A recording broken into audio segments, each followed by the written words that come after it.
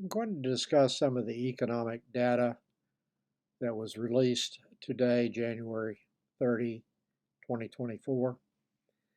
When trying to form a big picture assessment of where the U.S. economy may be headed, it is important to go beyond economic information released by the U.S. government.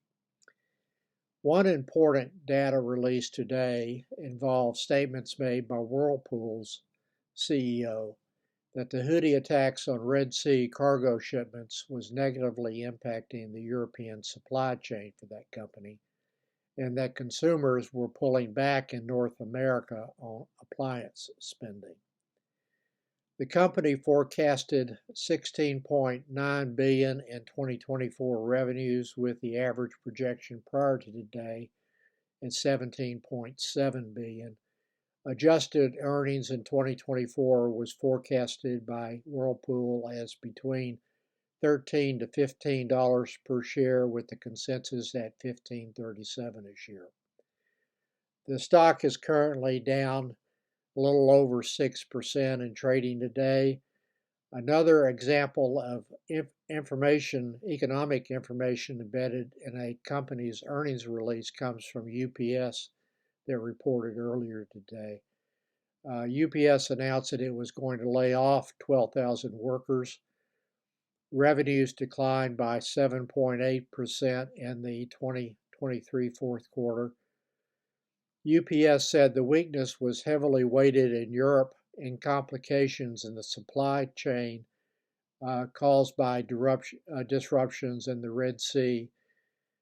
Another report was the Case-Shiller home price indexes that the company said that home prices declined by 0.2% in November compared to October, and that's the first month-to-month decline since January 2023.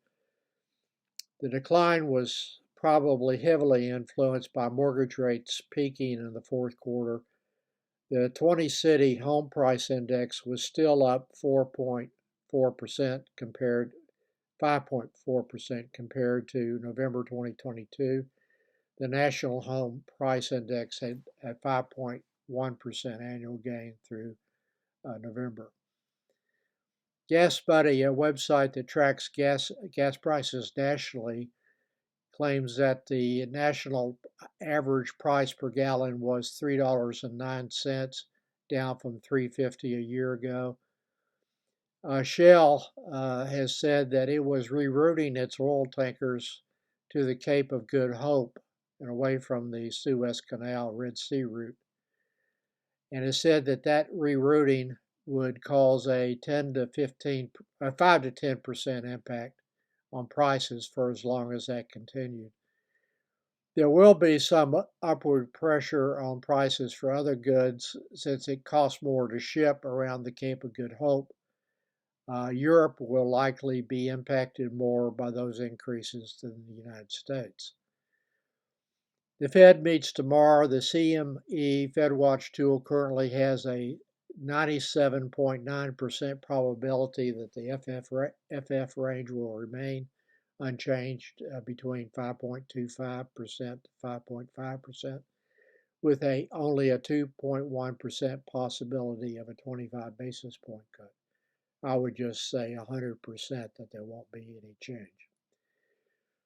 Trump is now taking credit for the stock market gains under Biden. His theory is that the market is up because he is leading in the polls against Biden.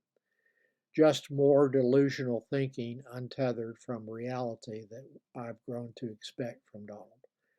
I will be participating in tomorrow's 4-month Treasury bill auction and probably the 2-month Treasury bill auction on Thursday.